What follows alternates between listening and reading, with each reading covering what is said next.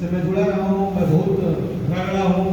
जैसे हम लोग ठेठ में बोलते हैं, बहुत संघर्ष किए हैं, इसको रगड़ाना हम लोग बोलते हैं, मैं बहुत रगड़ा हूँ। तो क्यों नहीं अपना एक्सपीरियंस लोगों से शेयर किया जाए, बताया जाए कि भैया मैं जितना रगड़ा हूँ उतना आप लोगों को नहीं रगड़ना पड़ेगा। तो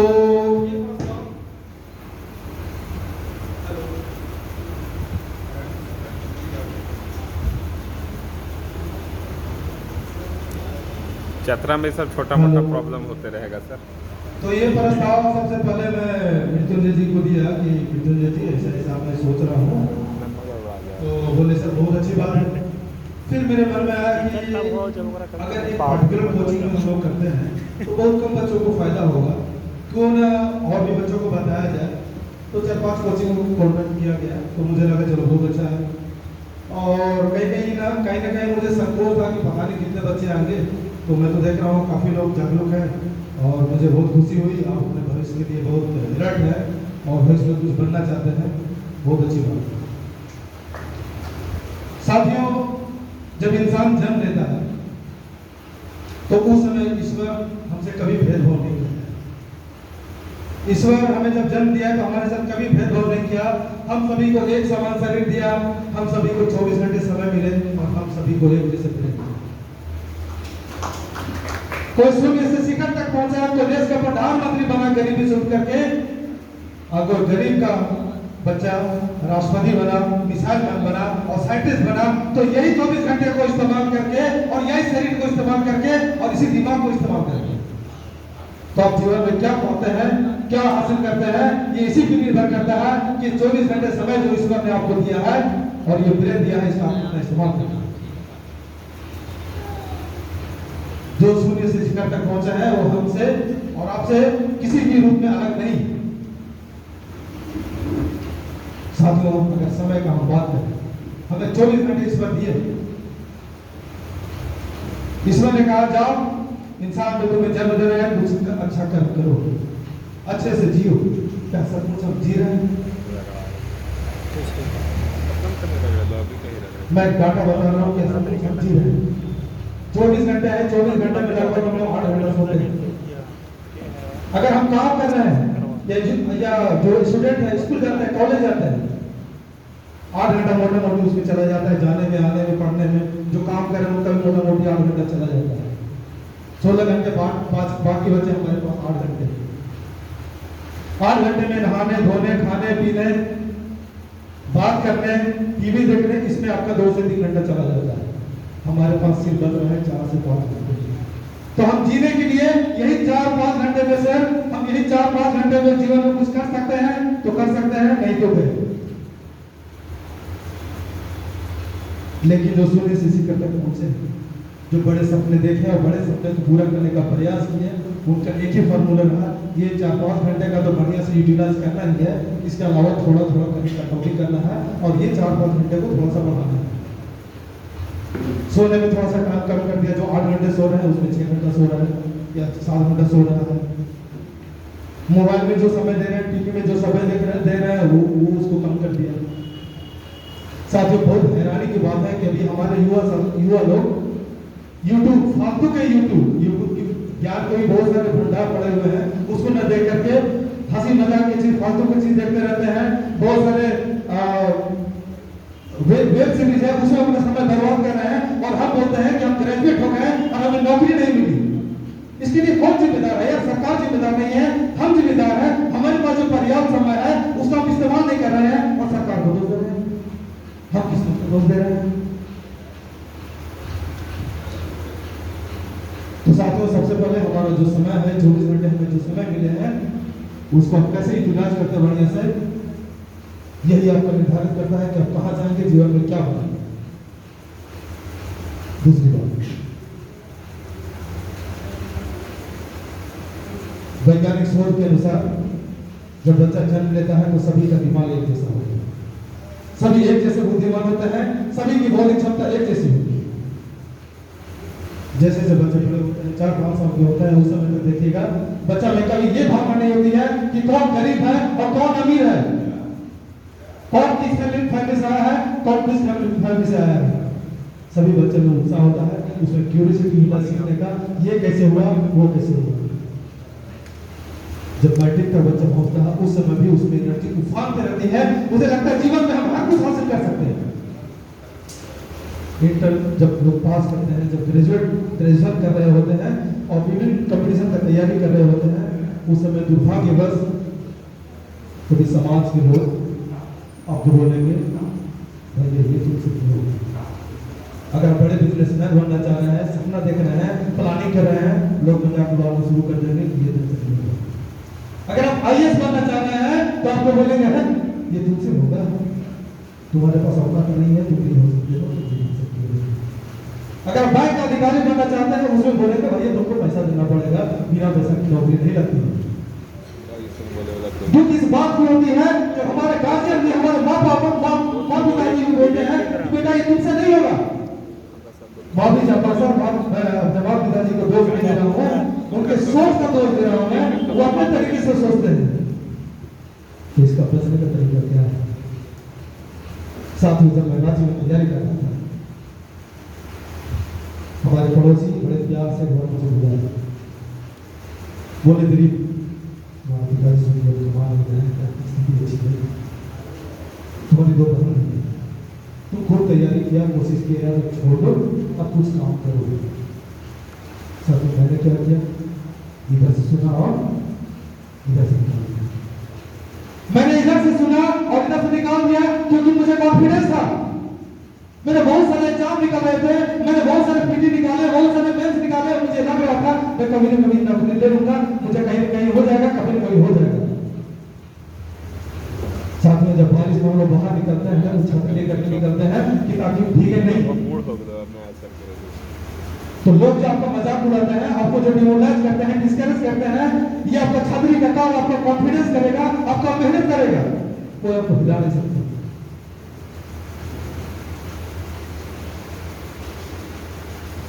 जब हम लोग तैयारी कर रहे होते हैं, हमारे युवा लोग महसूस कर रहे होंगे, जब हम लोग तैयारी कर रहे होते हैं हमारे सामने बहुत सारी समस्याएं आ रही हैं, बहुत सारी बाधाएं आती हैं। घर की आर्थिक स्थिति अच्छी नहीं होती है, इसकी वजह से हम लोग कभी कभी अचानक से कुछ हादसा हो जाता है, कुछ एग्जाम देते हैं हम लोग फेल हो जाते हैं, लगता है यार हमसे नहीं होगा। तो क्या सचमुच ये छोटी छोटी बाधाएं, कुछ असफलताएं हमारे भविष्य को और हमें लक्ष्य को प्रभावित करती?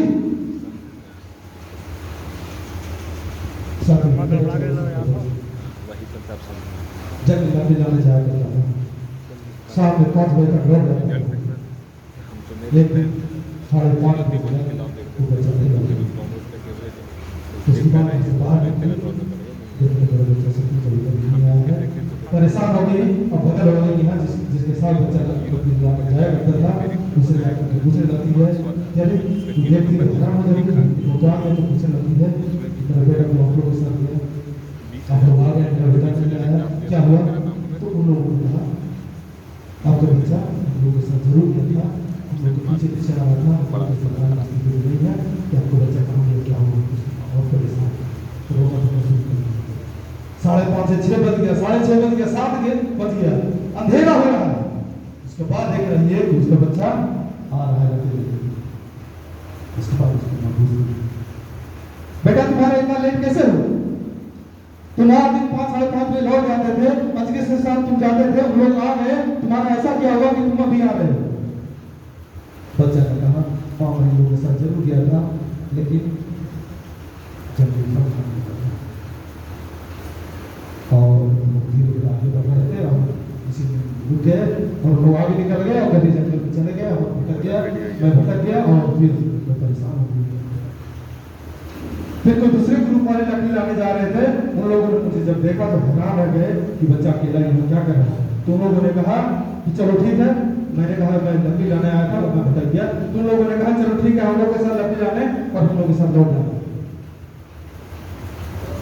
बात चूंकि लोग गहरी जंगल में जाते थे, दूर जाते थे और सूखी लकड़ी लाने जाते थे, मैं लाने जाता था कच्ची लकड़ी लाने, और इन लोगों के साथ आने में लेट हो गया। यही कारण है कि मैं भी आ रहा हूं। उसकी मां ने कहा बेटा आज से के बाद तू लकड़ी लाने नहीं जाएगा। ये बच्चा आगे चल करके न्यूज़पेपर बांटता है साइकिल पे, मजदूरी का काम करता है, और वो बच्चा क्लास 1 ऑफिसर बनता है, और वो बच्चा मैं आप लोगों के सामने दिल्ली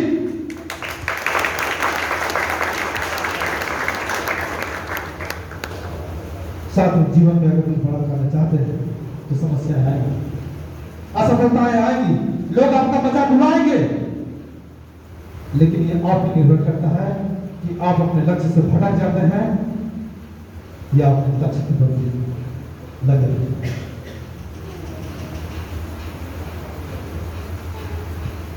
आप सभी थॉमस अल्वा एडिसन का नाम सुना होगा। एक बहुत बड़े आविष्कारक, 1000 से अधिक आविष्कार इन्होंने किया।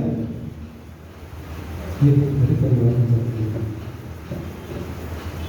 पढ़ने लिखने में बहुत अच्छे नहीं थे,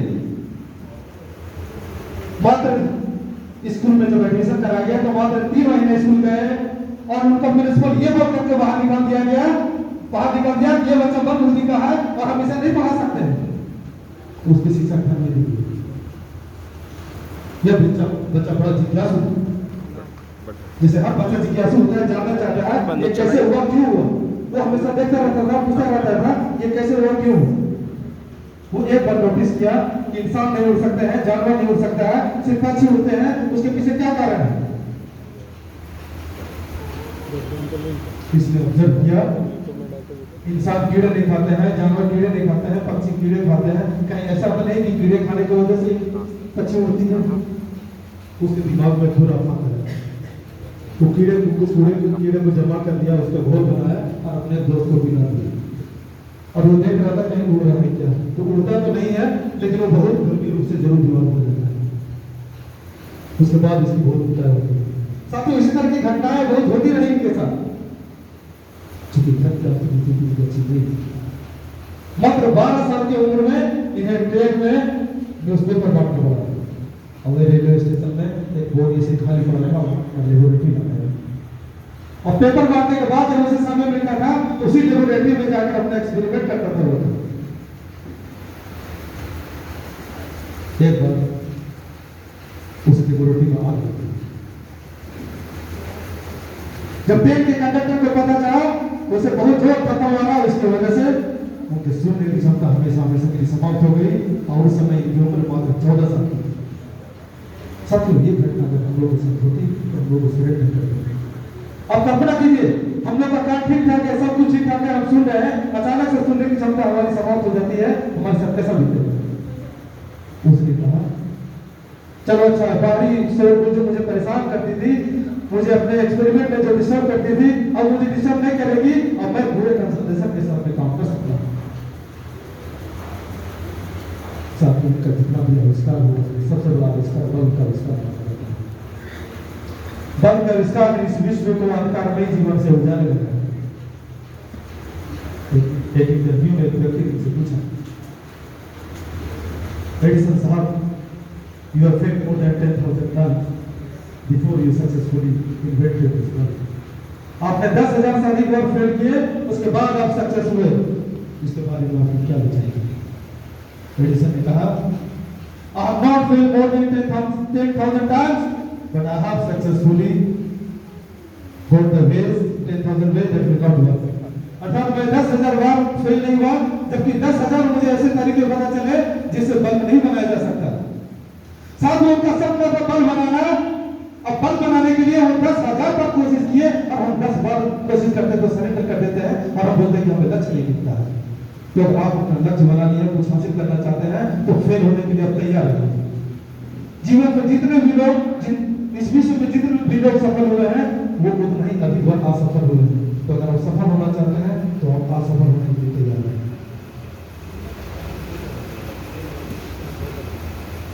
हम हमेशा सोचते हैं कि कुछ करो, लोग बोलते हैं कुछ करो, घर वाले बोलते हैं कुछ करो, तो भाई ये कुछ से नहीं चलेगा। ये हमारा कुछ है वो फिक्स करना पड़ेगा। हमें टारगेट अपना फिक्स करना पड़ेगा, हमें अपना लक्ष्य फिक्स करना पड़ेगा कि जीवन में हमें क्या करना है।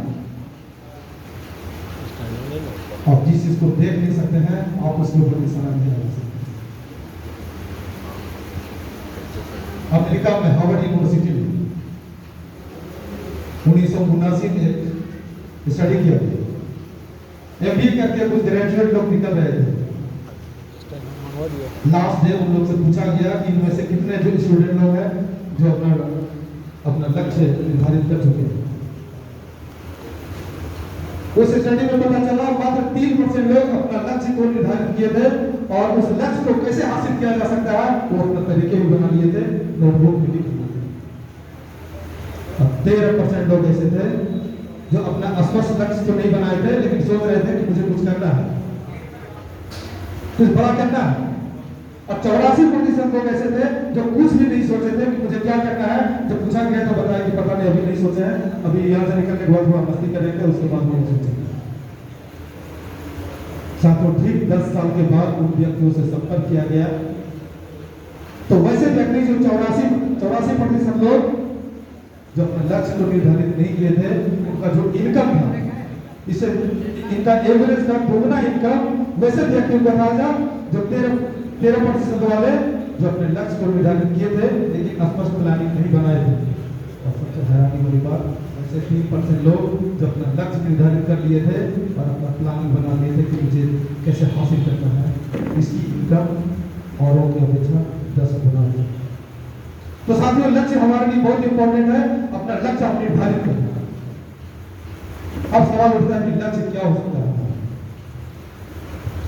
आप यूपीएससी में आपके लिए, अगर आप सिविल सर्विस में जाना चाहते हैं, आईएएस बनना चाहते हैं, आईपीएस बनना चाहते हैं, तो आप यूपीएससी की तैयारी कर सकते हैं। अगर आप स्टेट लेवल में वीडियो बनना चाहते हैं, एसडीओ बनना चाहते हैं, तो आप यूपीएससी का जेपीएससी का एग्जाम दे सकते हैं। दोनों का पैटर्न लगभग सेम है। अगर आप दूसरे डिपार्टमेंट में जाना चाहते हैं, सेंट्रल गवर्नमेंट में जाना चाहते हैं, सीबीआई में जाना चाहते हैं, एक्साइज में जाना चाहते हैं, इनकम टैक्स में जाना चाहते हैं, ऑडिट डिपार्टमेंट में जाना चाहते हैं, तो आप एसएससी का एग्जाम दे सकते हैं। अगर आप बैंक का अधिकारी बनना चाहते हैं तो आप बैंक का तैयारी करेंगे। बैंक के लिए भी इंटर बेसिस में भी होता है और एसएससी में भी इंटर बेसिस पे होता है। अगर इंटर बेसिस पे आप देंगे तो आप क्लर्क बनेंगे। अगर ग्रेजुएट लेवल पे बनेंगे तो अगर आप क्वालिफाई करते हैं तो आप अधिकारी बनेंगे। मेरे यहाँ पे सलाह है, कोई भी एग्जाम दे, आप नौकरी ले लें, क्लर्क भी बन जाए तो बुरा नहीं है। मैं आपको बता रहा हूँ, अगर आप डायरेक्ट कंपटीशन का एग्जाम देते हैं तो बहुत टफ होता है, लेकिन डिपार्टमेंटल एग्जाम जो होता है वो बहुत आसान होता है।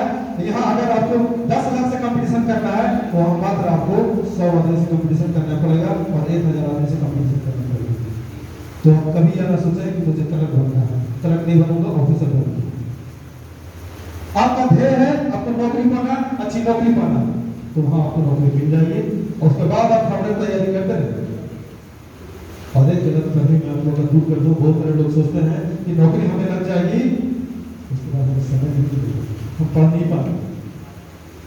सच्चाई ये नहीं है।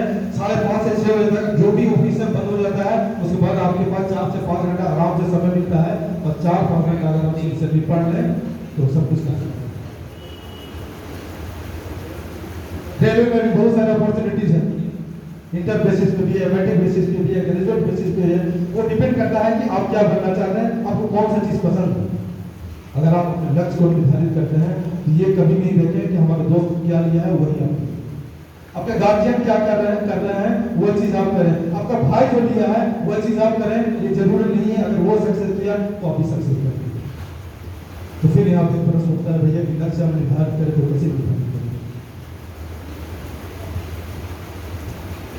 हर इंसान में देखिएगा वो एक स्वभाव होता है, किसी चीज के प्रति उसका ज्यादा लगाव होता है, लगता है कि ये हो जाए तो बहुत अच्छा है। जैसे किसी को ट्रैफिक पुलिस ज्यादा पसंद है, किसी को आईएएस बनना ज्यादा अच्छा लगता है, तो वो आपको निर्धारित करना पड़ेगा। आप अपना एक गोल बनाइए और उसके बाद उसके लिए प्लानिंग बनाइए कि हमको इसको कैसे कैसे हासिल करना है। आपको उसका सिलेबस देखना पड़ेगा। जब हम यूपीएससी का बात करते हैं, इसमें सिलेबस जो है हमेशा से कॉमन रहा है, बस थोड़ा सा इधर उधर रिसफलिंग होता है, परचेज करता है, लेकिन कॉमन सब कुछ रहता है। आपको जीएस पढ़ना पड़ेगा, ऑप्शनल पढ़ना पड़ेगा। तो उसी तरह इसमें स्टेट बेसिस पे भी वैसा ही है। अगर आप एसएससी का तैयारी करते हैं भैया तो मैथ, रीजनिंग और जीएस इसमें आता है।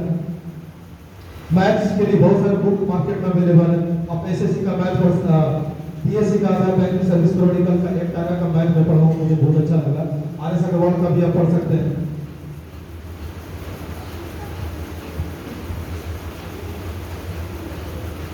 कभी कभी ये भी होता है कि आप अगर एक खास चीज़ का तैयारी कर रहे हैं तो उसके साथ में किसी दूसरी चीज़ की भी तैयारी हो जाती है, फाइनेंस से रहता है, तो आप ये चीज़ भी कर सकते हैं। जैसे एसएससी का और बैंक का ऑलमोस्ट सेम है, बस केवल इसमें पहले तो जीएस बहुत हुआ करता था एसएससी में, अब जीएस तो लगभग हटा दिया है, तो आप चाहें तो दोनों चीज़ का तैयारी कर सकते हैं।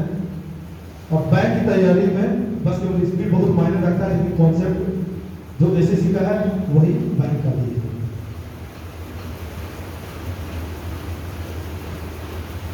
इसके अलावा अगर बैंक से सरकारी नौकरी के अलावा अगर हम लोग बात करें, अच्छा एक चीज मैं और आप लोग को बोलना चाहूँगा, कभी कभी ना हम लोग हमेशा हर चीज को बहुत ट्विस्ट तरीके से लेते हैं। कभी किसी चीज का प्रॉब्लम का सॉल्यूशन बहुत आसान होता है, लेकिन हम लोग का स्वभाव बन गया बहुत कॉम्प्लिकेटेड हम लोग होते जा रहे हैं। हिंदी को हम लोग बहुत इग्नोर करते हैं कि हिंदी से कुछ होने वाला नहीं। मैं आपको बता रहा हूँ, अगर आप ग्रेजुएशन में हिंदी और अंग्रेजी से रखनी है तो 3 से 4 साल में आपकी नौकरी पक्की है। सारे डिपार्टमेंट में हिंदी के लिए, हिंदी ट्रांसलेटर के लिए वैकेंसी होती है, और साथियों इसका कट ऑफ बहुत कम जाता है। कारण अब देख लीजिए मार्केट में कितने लोग हिंदी रखे हुए हैं, इसकी वजह से कंपटीशन बहुत कम होता है। आप इसको एक करियर के रूप में अच्छा ले सकते हैं और उसमें बहुत दूर तक जा सकते हैं, बहुत ऊंचाई तक जा सकते हैं। इसके अलावा अगर सरकारी नौकरी को छोड़ दें तो प्राइवेट नौकरी में भी, जैसे बैंक का अगर मैनेजर बनना चाहते हैं तो प्राइवेट बैंक में भी हो जा सकते हैं। इसके लिए आपको डिप्लोमा करना पड़ेगा। डिप्लोमा करना बहुत मुश्किल नहीं है, एक साल का डिप्लोमा होता है बैंकिंग और फाइनेंस का, वो आप कर लीजिए। उसके बाद आपको डिफरेंट बैंक का वैकेंसी आता है, उसमें आप अप्लाई कर सकते हैं, उसमें इंटरव्यू होता है, इंटरव्यू आप दीजिए, आपका हो गया। अब वहाँ एक समस्या होती है, हम देखते हैं भैया सैलरी कम मिलता है। सच्चाई ये है कि इन बैंकों में जो सैलरी मिलता है वो सरकारी बैंकों से अधिक मिलता है, सबको नहीं जो सचमुच काम करते हैं। तो भैया काम करेंगे तो अच्छी सैलरी मिलेगी, काम नहीं करेंगे तो बाहर निकाल दिया जाएगा। तो अगर आप सचमुच सिंसियर हैं और बैंक के लिए कुछ करना चाहते हैं, देश के लिए कुछ करना चाहते हैं, तो इसके लिए आप प्रयास कर सकते हैं। टीचिंग लाइन में भी बहुत स्कोप है। हमारे चतरा के बहुत सारे युवा लोग बाहर में जाकर के पढ़ाई कर रहे हैं, रांची में जाकर के पढ़ाई कर रहे हैं, गया में जाकर के पढ़ाई कर रहे हैं, हजारीबाग में पढ़ाई कर रहे हैं। क्या हम यहाँ पे टैलेंट तैयार नहीं कर सकते हैं? उन लोगों को अगर यहाँ पे बढ़िया एजुकेशन दिया जाए तो क्या यहाँ पे नहीं पढ़ सकते हैं? वो उनका पैसा भी बचेगा, और यहाँ हमारे जो टीचर लोग हैं उन लोग कभी तो पढ़े। कभी कभी हम एक बहुत गलती करते हैं, हम लोग ना बहुत सारी चीज को पढ़ने लगते हैं कि भाई हम ये भी पढ़ेंगे, मैथ भी पढ़ेंगे, इंग्लिश भी पढ़ेंगे, हिंदी भी पढ़ेंगे, सब कुछ पढ़ेंगे। इसमें क्या होता है, पर कोई भी इंसान ना किसी हर सब्जेक्ट में वो एक्सपर्ट नहीं हो सकते। अब डॉक्टर को भी रख लिए, आई का स्पेशलिस्ट अलग होता है, डेंटिस्ट अलग होता है, फिजिशियन अलग होता है, सर्जन अलग होता है, किडनी का अलग डॉक्टर होता है, हार्ट का अलग डॉक्टर होता है। तो हम ये सब्जेक्ट में टीचिंग में मैथ का स्पेशलिस्ट हम छात्रों में क्यों नहीं बना सकते हैं? फिजिक्स का स्पेशलिस्ट क्यों नहीं बना सकते हैं? इतिहास का स्पेशलिस्ट क्यों नहीं बना सकते? अगर इतिहास का स्पेशलिस्ट बनाना है, सिविल सर्विस का तैयारी कराना है, तो इतिहास पढ़ने में, इतिहास का एक्सपर्ट बनने में कितना साल लगेगा यार? 3 साल लगेगा, 4 साल लगेगा, 5 साल लगेगा। हम बच्चों को यहाँ एजुकेशन दे सकते हैं यार, बहुत मुश्किल नहीं है। बस समस्या यही आती है कि हम कितना मेहनत करना चाहते हैं। हमारे बहुत सारे मित्र साथी लोग हैं, टीचर है, माफ कीजिएगा मैं नेगेटिव नहीं बोल रहा हूँ, मैं ये कहना चाह रहा हूँ कि हमारे पास पोटेंशियल है, हम छात्रों को डेवलप कर सकते हैं, कहीं और दूर तक ले जा सकते हैं, आगे बढ़ा सकते हैं। साथियों, मेरा एक सपना है चतरा में एक नया माहौल पैदा करने का, और ये आज आगाज हुआ है, आज शुरू किया हुआ।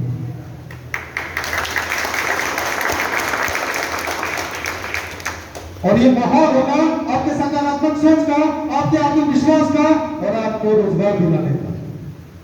अब आप कहेंगे भैया मैं रोजगार कैसे दूंगा? रोजगार आप लेंगे, रोजगार कोई देता नहीं है, रोजगार आपको लेना पड़ेगा। लेकिन ऐसे माहौल तैयार किए जाएंगे कि आपको रोजगार मिलेगी, आपको नौकरी मिलेगी।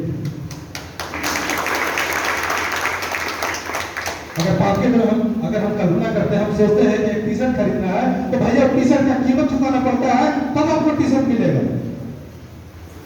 अब जितना बढ़िया टी शर्ट लेंगे, जितना बढ़िया क्वालिटी का टी शर्ट लेंगे, आपको उतना पैसा चुकाना पड़ेगा। 500 का भी टी शर्ट आता है, 5,000 का भी टी शर्ट आता है। भैया अगर आपको आईएएस बनना है तो आईएएस का कीमत चुकाना पड़ेगा, अगर रेलवे का स्टाफ बनना चाहते हैं तो उसका कीमत चुकाना पड़ेगा, और बैंक अधिकारी बनना चाहते हैं तो उसका कीमत चुकाना पड़ेगा। अगर कीमत चुकाने के लिए तैयार है? तैयार है? तैयार है? अरे जोर से बोलिए यार, जोर से बोल तो हमें कुछ होगा, हमारे भी लगता है क्या एनर्जी आउट इनके सीरियसली होगी।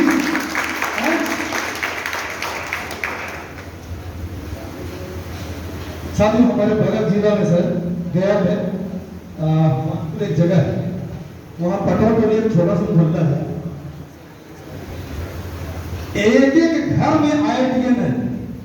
वहां कोई मिरेकल नहीं हुआ, कोई जादू नहीं हुआ। जब पहली बार एक बच्चा पास किया आईआईटी निकाला तो वो अपने भाई को बताया, उसके बाद फिर दोस्त को बताया, पड़ोसी को बताया, धीरे धीरे पूरा मोहल्ला आईआईटीएन हो गया। कुछ बच्चे लोग गरीब थे, उसके बाद जो बच्चा नौकरी कर लिया, आईटी कर लिया, वो उसको गाइड कर रहा है, उसको बता रहा है कौन सा किताब पढ़ना चाहिए नहीं और कौन सा किताब नहीं पढ़ना चाहिए। साथियों क्या ये चतरा में भी हम नहीं कर सकते हैं? हमारे बहुत सारे साथी जो अच्छे पोस्ट पर है, कोई चतरा में नौकरी कर रहे हैं, कोई बाहर में नौकरी कर रहे हैं, बहुत सारे दोस्त हमारे जो नौकरी नहीं कर रहे हैं लेकिन उनको एक्सपीरियंस है और चतरा में रह रहे हैं, उनका अनुभव का हम लोग फायदा उठा सकते हैं और ये माहौल बना सकते हैं। ये बहुत मुश्किल नहीं है, सिर्फ इच्छा शक्ति चाहिए और आप लोगों का सपोर्ट का जरूरत है। तो तैयार है? जय माता दी। सूरज भैया जय माता दी।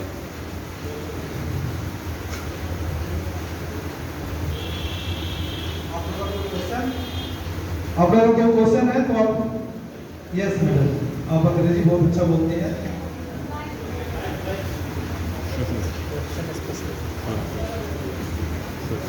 Education, thank you so much for giving me an opportunity to fulfill my curiosity. I would like to ask that can you suggest me the method to how to perform well in a paper of current affair and aptitude? Current affairs and Aptitude, reasoning. Madam, first of all, reasoning is a very easy subject as far as my experience. I did not work hard for reasoning, but luckily when I was making my practice set, during practice before examination, I used to score more than 40. So reasoning is nothing, just it is common sense. And if you devote just for 3 or 4 months, I think you will be expert in reasoning. I don't think it is very tough. And there are two types of reasoning, verbal and non-verbal. And I did not face any problem. You please tell me, you have problem in verbal or in non-verbal? I think both of them. Okay, it means you need your work hard. So you please give time and then you can contact me if you have any problem. Is there any specific ways to make it better in them? There is nothing like that. See, there is no any alternate of work hard. And not only work hard, work hard smartly. That is the thing. How to manage the stress in regarding the preparation? See, stress when it comes, when you are fearing about failure, no? And when fear of failure comes, when you don't work hard. If you work hard, you have confidence, you will not fear. That's it. So you have to work hard, automatically confidence will come, and then your stress will disappear. That's all. Most likely. Or in any question?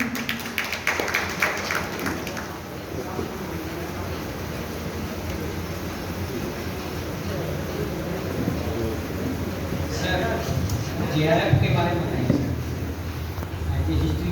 History subject JRF बहुत अच्छा बढ़िया भैया question है आपका, लेकिन माफी चाहता हूँ, मैं बहुत कम पढ़ा लिखा हूँ, मैं सिर्फ इतिहास ऑनर्स किया हूँ और अभी इग्नू में एमए में एडमिशन लिया हूँ। अगर सब कुछ ठीक ठाक रहा तो एमए भी मैं कर लूँगा। तो वो जेआरएफ के लिए एनीवे उसमें कॉमन कंपटीशन का एग्जाम होता है, मेरे ख्याल से उसको आप पास करेंगे तो मेरे ख्याल से सर लोग आपको बढ़िया से बताएंगे। माफी चाहता हूँ। ऑलरेडी जानता हूँ सर क्या पढ़ना है नहीं पढ़ना है, लेकिन किस तरह उसको सक्सेस बनाना है। अच्छा ये मेरे दिमाग में था, मैं थोड़ा सा भटक गया, सॉरी वो किस तरीके मेरे दिमाग से मैं आप लोगों को बताना चाह रहा था डिफरेंट लिस्ट मैं बताना चाह रहा था आप लोगों की अलग अलग सब्जेक्ट जो होता है उसको पढ़ना कैसे चाहिए। सबसे पहले मैं इतिहास से शुरू करता हूँ। इतिहास को ना हम लोग कभी गलत तरीके से लेते हैं, हम लोग को लगता है कि ये जस्ट कलेक्शन ऑफ फैक्ट्स और इंसिडेंट। लेकिन साथियों ऐसा नहीं है। उसका बहुत छोटा सा हिस्सा, नेग्लिजिबल हिस्सा होता है उसका।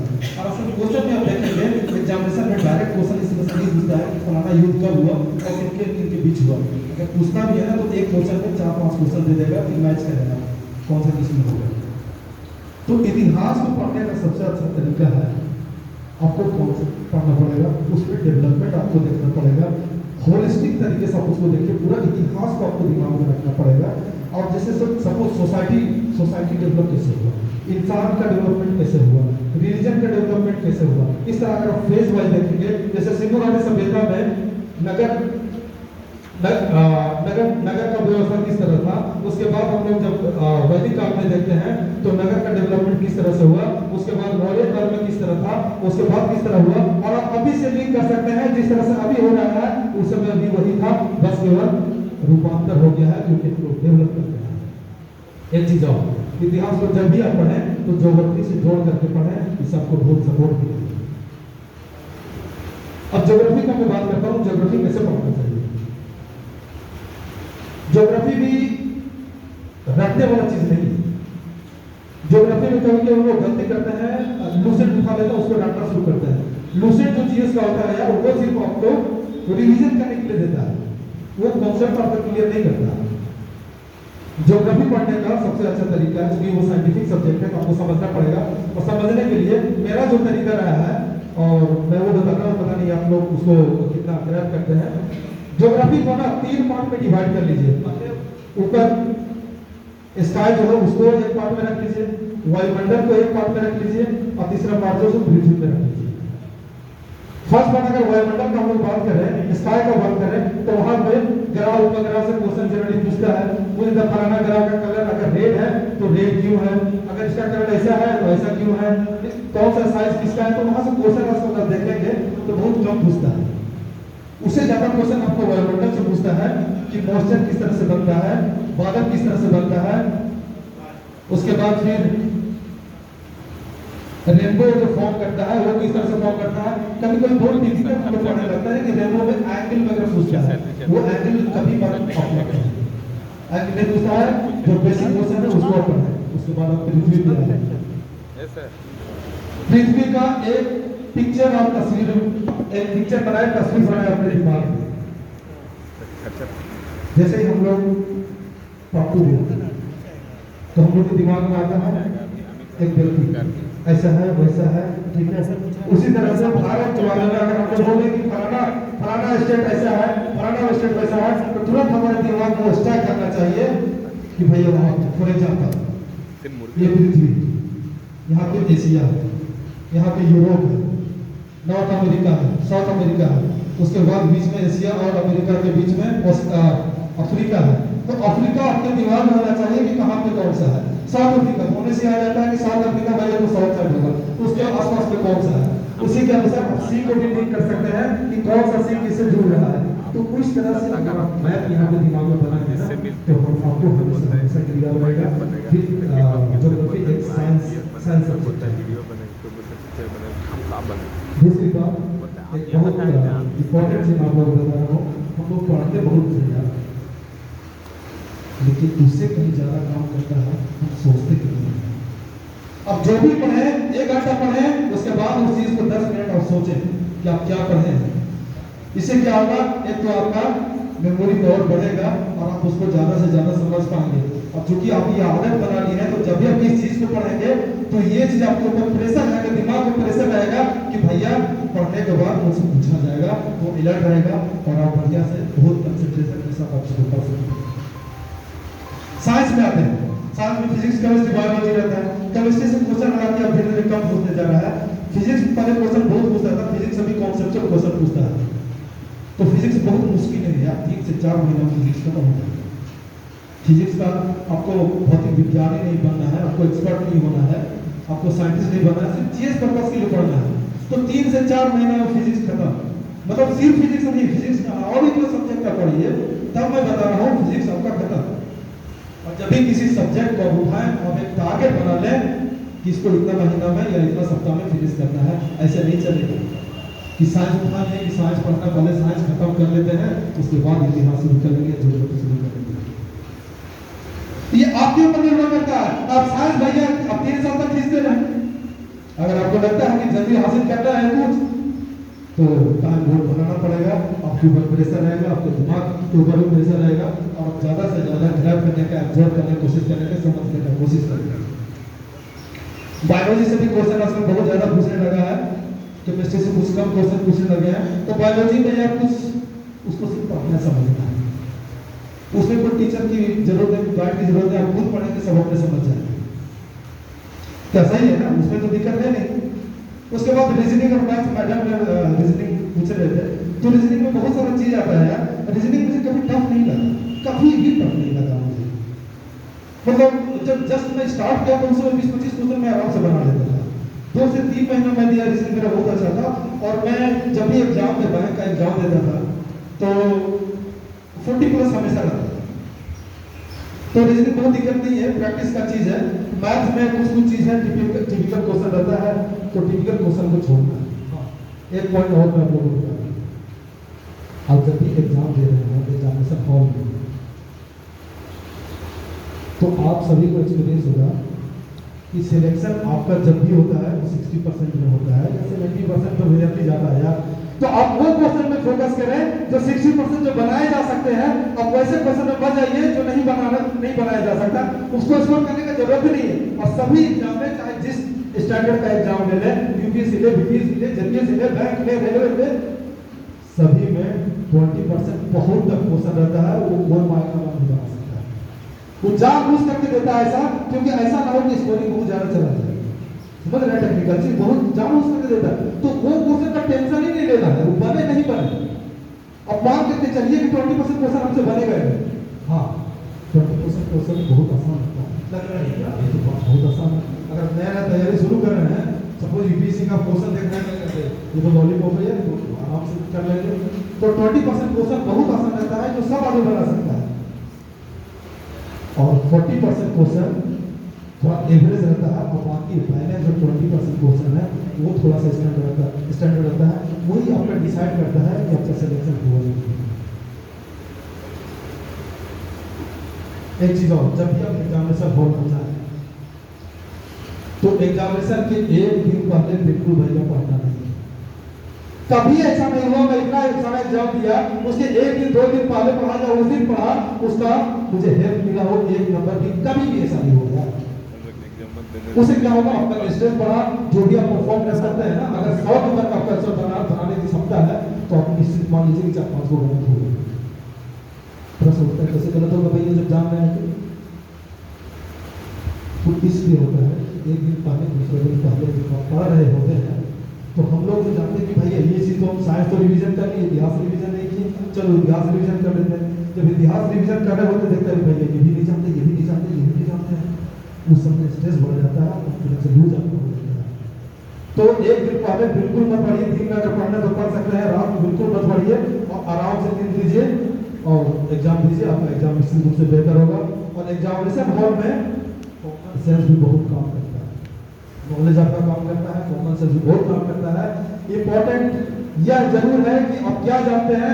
इंपॉर्टेंट एग्जामिनेशन में यह भी बहुत होता है कि आप क्या नहीं जानते हैं, तो वहां पे आपको छांटना पड़ेगा क्वेश्चन में।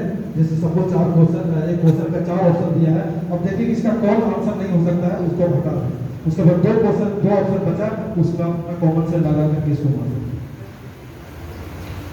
एक बात और, जितने भी एग्जाम होते हैं, चाहे यूपीएससी हो, जेपीएससी हो, बैंक का हो, रेलवे का हो, लोग देखते हैं 10 लाख 12 लाख फॉर्म भरता है, और सीट रहता है कितना, 1000 सीट, 1200 सीट, 500 सीट। अभी कुछ बढ़ गया है सर, 10-12 लाख के आसपास फॉर्म भरा रहा है। इस समय मैं एग्जाम देता था, उसमें भी 6-7 लाख के आसपास फॉर्म भराते थे, और वो 6-7 लाख फॉर्म में 250 सीट था भैया, उसमें मैं निकाला हूं। तो आपको ऑल ओवर इंडिया में 250 सीट था, उसमें मैं निकाला, तो भैया मैं डरा नहीं। आपको 1 सीट चाहिए ना, बाकी लोग अपना सब, आपको अपना 1 सीट पर ध्यान देना। तो कभी भी इस चीज को लेकर के नहीं डरना है। जब भी कंपटीशन होता है, चाहे यूपीएससी का हो या बैंक का हो या रेलवे का हो, किसी भी एग्जाम में हमेशा कंपटीशन होता है तो 20% की फीस होता है। अगर 1 लाख फॉर्म भरा है तो मान के चलिए कि 20% की फीस है, अगर 20,000 की कंपटीशन है। और वहाँ पे डिपेंड करता है कि कौन सा सब्जेक्ट से ज़्यादा अक्सर क्वेश्चन पूछ लिया गया है। अगर इस सब्जेक्ट में आपका अच्छा पकड़ है तो आप बाजी मार लेंगे, अगर इनका अच्छा वो सब्जेक्ट में है तो ये बाजी मार लेंगे। ये हिसाब किताब चलता है, तो हिम्मत नहीं हारना है और कोशिश करते रहना है। एक हिंदी कहावत है, करत करत के अभ्यास जड़मति भव सुजान, रसरी आवत जात पे कतर में पड़े निशान। तो बस कोशिश करते जाना है भैया, सब कुछ हासिल होगा, कोई भी चीज मुश्किल नहीं है। और कोई क्वेश्चन आप लोग का?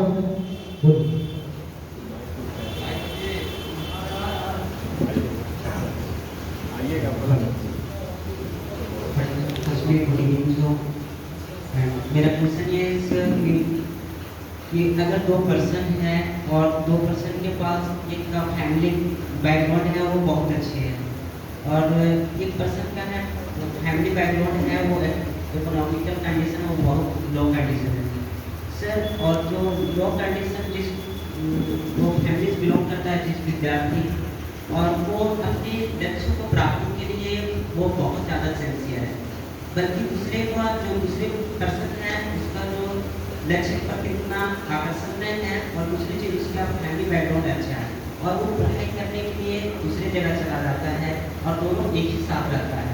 और जो इसको पढ़ाई करने का जो जिसका फैमिली बैकग्राउंड अच्छा नहीं है और जो उसका पढ़ाई करने के मटेरियल प्राप्त होता था उसी विद्यार्थी से होता। तो वैसी परिस्थिति में ये कौन सा खंडा अपनाए या कौन सा रास्ता अपनाए कि अपनी लक्ष्य की प्राप्ति कर सके? बहुत अच्छे क्वेश्चन है, बैठ जाइए। मैं उदाहरण आपके सामने हूँ, मैं बताया आपको भैया मजदूरी किया, पेपर मारना और मजदूरी कहाँ के मिशन स्कूल है ना हमारे नहीं सुन रहा है मिशन स्कूल में मैं मजदूरी का काम किया था 1 महीने। और जब मैं छोटा था तो छोटे में सब लोग बहुत शरारती होते, सभी लोग होते हैं, स्वभाव ऐसा होता है। तो मेरे पिताजी बहुत चिड़े हुए थे, एकदम गुस्से में ना, ये युगल जी का जो युगल मिस्त्री का जो गैरेज है ना उसमें मुझे लगा दिया पिताजी। मैं 1 सप्ताह वहाँ पे काम किया। उसके बाद गांधी जी एक छोटे मिस्त्री है, उनसे जूनियर हुआ।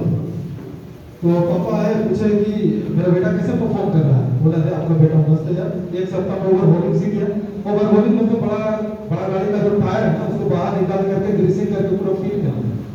तो भैया मैं बुद्धिमान बहुत नहीं था, मेरा था कि कोई भी चीज काम करना है तो अच्छा से करना है। तो बंधु आप जो क्वेश्चन पूछे ना, हमारा लक्ष्य कि भैया कुछ हासिल करना है तो वो आपका लक्ष्य पर रहना चाहिए, फोकस ना कि समस्या पर। समस्याएं तो आएगी, मैं बोला समस्याएं आएगी, आपको असफलता मिलेगी, आपको फोकस करना है उसका सॉल्यूशन कैसे निकले। बहुत साधारण है, ट्यूशन पढ़ा सकते हैं। अगर आप बोलते हैं कि ट्यूशन भी नहीं पढ़ा सकते हैं तो कैसे हो, तो भैया फिर आपको वो उस लेवल पे बनाना पड़ेगा कि आप ट्यूशन पढ़ा सकें। साथियों मैं भी मोहल्ला में पढ़ा था 1995 में मैं जनवरी भाग में आया। तो सर उस समय लोग हिंदी नहीं बोला करते थे, तो लोकल जो भाषा खोखा होता है ना उसमें हम लोग बात किया करते थे। तो मैट्रिक के बाद बैंक ऑफ इंडिया जिसमें पहले था, अभी तो दूसरे जगह चला गया है, बरवाड़ी मोहल्ला में था। तो उस बिल्डिंग के नीचे मैट्रिक करने के बाद हम लोग आपस में 8-10 लोग बात कर रहे थे, हंसी मजाक कर रहे थे। तो कुछ लोग हिंदी में अच्छा बोल रहे थे, मैं हिंदी अच्छा नहीं बोल पा रहा था क्योंकि कोटा लोकल भाषा था, उसी में हम लोग मैं बहुत ठीक से नहीं बोल पा रहा था। मुझे बड़ी ग्लानि फील हुई। मैं वहाँ खत्म हो गया, उसके बाद मैं 2 दोस्त को बोला कि देख यार कल से हम लोग हिंदी में बात करेंगे ताकि हिंदी सिखा सकें। उसके बाद से सर अभी तक हम लोग हिंदी में ही बात करते हैं 3 बार। तो इस तरह से हमने हिंदी डेवलप की कि चलो भैया हिंदी में बात कर सकते हैं। जब मैं रांची गया भैया हिंदी मीडियम में मैं पढ़ा, दीवान खाना में पढ़ा, बॉयज हाई स्कूल में पढ़ा।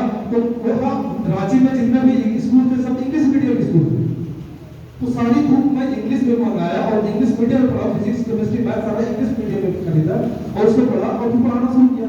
तो मुश्किल नहीं है, आपको रेडी होना पड़ेगा इसके लिए, आपको जरूरत है। अच्छे टीचर की अभी भी बहुत जरूरत है। लोग बोलते हैं कि होम टीचर चाहिए लेकिन अच्छा टीचर नहीं मिलता है।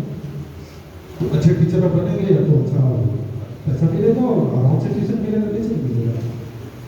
तो उनका सेटिस्फाइड है? अच्छा एक चीज और, जब मैं रांची में गया तो मैं अपने मकान मालिक को, जो इधर की थोड़ा सा बहुत प्रॉब्लम चल रहा था, तो मैं अपने मकान मालिक को बोला कि भैया अगर दूर में कहीं कोई काम हो रहा हो, सॉरी उनके यहाँ काम चल रहा था, कोई दूसरा राजमिस्त्री और लेबर काम कर रहा था, तो चूंकि मुझे आदत लगी हुई थी यार लेबर का काम करने का, तो उनको मैं बोला कि यार किनारे अगर कहीं कोई लेबर का जरूरत पड़े तो मुझे बोलना, किनारे में काम होगा तो मैं वहां जाकर के काम करूंगा। तो यार इसको बोलते हैं आपका जुनून होना चाहिए। सुकरात के पास उनका शिष्य गया और सुकरात से पूछता है उनका शिष्य, गुरु जी हम लोग लक्ष्य बनाते हैं, सोचते हैं कि ये करना है, लेकिन हम हासिल नहीं कर रहे हैं, आपको क्या लगता है कैसे किया? तो बोला चलो मेरे साथ। सुकरात नहाने जा रहे थे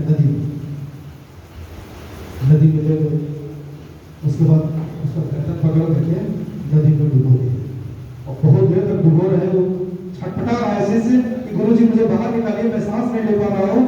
जब वो अब तब होने लगा, उसके बाद उसको बाहर निकाला। गुरु जी आप क्या कर, मुझे तो मार देते। बोला तुम्हें लक्ष्य चाहिए ना? बोला हाँ। जब तुम पानी के अंदर था तो तुमको किस चीज की जरूरत महसूस हो रही थी सबसे ज्यादा? बोला मैं जरा किसी तरह से सांस ले सके, जितना बच सके। बोला अगर तुम्हें लक्ष्य चाहिए तो लक्ष्य निर्धारित किया हो, अगर तुमको उसको पाना है तो तुम्हें वही बेचैनी चाहिए, तुम्हें वही प्यास चाहिए, तुम्हें वही तड़प चाहिए।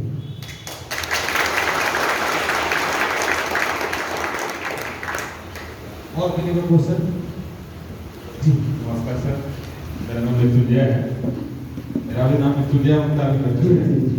सर मेरा जो सवाल है एक कंफ्यूजन है जी। जैसे आपका कहना है कि बहुत सारे लोग मिलते हैं बोलते हैं कि नेगेटिव विचार, ये आईएएस है मतलब यूपीएससी का एग्जाम है, तुम इसको नहीं करने पाए।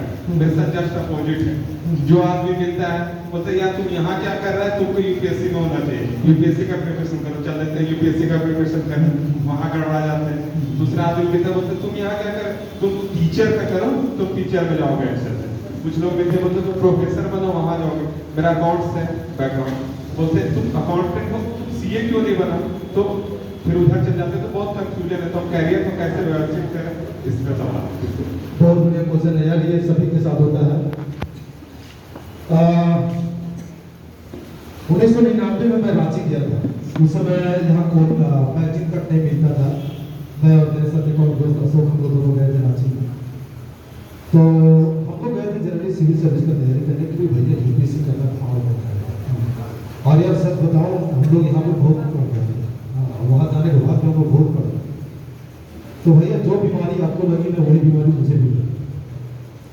मुझे बड़ी गंदी आदत थी डेरा चेंज करने का बाद में। जहाँ थोड़ा सा कुछ खटपट हुआ ना, तुरंत एक रिक्शा का सामान होता था, पैक किए चल दिए दूसरी जगह। हाँ, तो एक जगह मैं गया तो वहाँ पे 2 हमारे थे पहले से, हम लोग बैंक की तैयारी कर रहे थे। उसमें एक लड़का दिल्ली में पढ़ाई करके लड़का था, एमए कर चुका था और सिविल सर्विस का तैयारी कर रहा था, लौट करके बैंक की तैयारी कर रहा था। तो मैं सिविल सर्विस का तैयारी कर रही हूँ, हम दिल्ली से आए हुए इंसान होगा यार, इंसान है होगा, क्योंकि आपके पास नकारात्मक शक्ति है, सकारात्मक शक्ति आपके पास नहीं है, कोई इंटरेस्ट करने वाला है नहीं। तो मैं सिलेबस दिखाऊंगा, सिलेबस दिखाया, मैथ्स है, रीजनिंग है, इंग्लिश है। नकली इंग्लिश मेरा उतना अच्छा उतना बुरा नहीं रहा है, ठीक रहा है। और मैथ्स भी ठीक रहा है, जो कि इंटर मेरा साइंस रहा है। और रीजनिंग तो मुझे कभी टफ लगा नहीं, तो लगा ठीक है यार हो जाएगा। तो चलो ऐसा करते हैं, 1 डेढ़ साल की तैयारी करते हैं, बैंक में नौकरी लग जाएगी, उसके बाद यूपीएससी की तैयारी करेंगे। अब तब तक हमारा 3 साल क्लास तक चला गया। हाँ, बहुत सारा एग्जाम में निकला भी मेरा, फाइनली नहीं हुआ था। उस समय वैकेंसी भी बहुत कम आ रहे थे। उसके बाद भैया मैं बैंक व्यू का एग्जाम देने लगा, मेरा 2nd डिवीजन था। तैयारी उस समय वैकेंसी बहुत कम आ रहा था। अचानक से जब एसबीआई का वैकेंसी आया तो पता चला 500 सीट आया, उसमें 1st डिवीजन कर दिया। तो जब 1st डिवीजन कर दिया उसके बाद मैं बाहर हो गया। फिर मुझे लगा कि चलो अगला जब वैकेंसी आएगा उसमें शायद ज़्यादा शायद ये क्राइटेरिया नहीं है, उसमें मैं दे सकता हूँ। उसके बाद 65% कर दिया, 70% तक गया। बाद में जब बैंक देखा कि क्वालिटी हमारे पास नहीं आ रहा है, उसके बाद जहाँ पे था वहीं आ गया। तब तक हमारा कैंडिडेट वो खा चुका था, हमारे से बहुत वो खा चुका था। लेकिन फिर मैं अपने आप को समझा, बैंक में तब तक मैं 3 साल दे चुका था फिर, और बैंक में बहुत सारे एग्जाम मेरा निकल चुका था, फाइनली नहीं हो पाया था। फिर तुरंत एसएससी में शिफ्ट किया। उसके बाद एसएससी में देने लगा, उसके बाद 2007 में क्वालिफाई कर पाया। तो देखिए मैं इस अधिकारी पोस्ट में अपॉइंट हुआ 2007 मेरा रिजल्ट आया, 8 में ज्वाइन किया। साथियों सच पूछा जाए तो इस चीज के लिए 9 साल की जरूरत नहीं है, 3 से 4 साल जरूरत है, लेकिन हमारे हालात ऐसे थे कि मुझे 9 साल वेट करना पड़ा, लोगों पर प्रभाव पड़ता है। इसीलिए मैं चाहता हूँ यार, मैं ये प्लेटफॉर्म तैयार किया हूँ कि मैं जो भुगत चुका हूँ वो आप नहीं भुगते। आपको जो मुझे जो 9 साल लगे, आपको 3 से 4 साल में आपको वहां से पहुंच। तो मैंने आपको थोड़ी देर पहले बताया कि आपको लक्ष्य निर्धारित करना पड़ेगा। आप क्या बनना चाहते हैं? अगर आप लक्ष्य निर्धारित कर लिए हैं और अपना रोड मैप बना लिया, प्लानिंग बना ली है कि आपको कैसे करना है, तो लोग जो आपस में आपको जो कमेंट करेंगे बोलेंगे ना, उसमें बहुत ज्यादा फर्क नहीं पड़ेगा।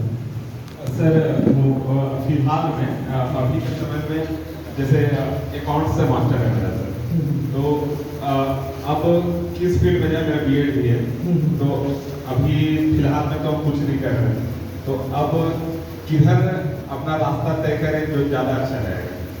अगर बीएड करनी है तो बीएड करने के बाद आप टीचर बन सकते हैं, लेकिन क्योंकि आपके पास टाइम है और आपको एजुकेशन में अच्छा लगता है तो आप पीएचडी वगैरह कर लीजिए। पीएचडी कर जी, अगर आपका टीचिंग में मन लगता है, अच्छा लगता है तो फिर सर उसमें तो बहुत लंबा चला जाएगा समय ना, तो यही आपको निर्धारित करना है ना। अगर हम लक्ष्य बनाते हैं तो हम सोच समझ करके बनाते हैं ना कि हमारे पास उस लक्ष्य के लिए समय लेट तो नहीं ना हो गया सर? लक्ष्य के लिए लेट हो गया मतलब नहीं समझा। मतलब जिस एज में हम हैं, हाँ, मतलब अगर अभी पीएचडी करेंगे तो शायद बहुत ज्यादा लेट तो हम नहीं हो जाएंगे। तो भैया वही तो आपको लक्ष्य निर्धारित करना है ना कि आप उतना आपके पास उतना पेशेंस है। उदाहरण के तौर पर मैं बता रहा हूँ, रांची में मेरा एक मित्र था, वो जेपीएससी का तैयारी कर रहा था, उसका छोटा भाई की शादी हो गई, इसके पास ऑफर है, बोला कि हम शादी अभी नहीं करेंगे जब तक नौकरी नहीं लगे। अब 2014 वाला जेपीएससी को क्वालिफाई किया, तो वो बेचारा वेट किया ना। तो उस तरह आप डिसाइड कीजिए कि आप अगर आप सजेशन सर आपसे कर रहे हैं कि किस लाइन में जैसे 2-3 साल हम मेहनत करें और एक अच्छा मतलब उसी लाइन में हम चले जाएंगे। हम किसी भी लाइन में जा सकते हैं, किस लाइन में जाए तो उसको पूछना है सर। देखिए आसान हर क्षेत्र में है, अपॉर्चुनिटी हर क्षेत्र में। अगर आप मेहनत करते हैं टीचिंग लाइन में तो टीचिंग लाइन में भी अपॉर्चुनिटी है, दूसरी लाइन में भी अपॉर्चुनिटी है। मेरे ख्याल से टीचिंग आप ऑप्ट कर सकते हैं। इससे एक और फायदा आपका क्या होगा, सपोज आपकी अगर सरकारी नौकरी नहीं लग रही है तो आपके पास कैलिबर रहेगा और आप लोगों को पढ़ा सकते हैं। टीचिंग में लोग बहुत पैसा कमा रहे हैं, पटना में आप देख लीजिए, रांची में देख लीजिए, आईटी का लोग कोचिंग खोले हुए दुनिया भर में पैसा कमा रहे हैं।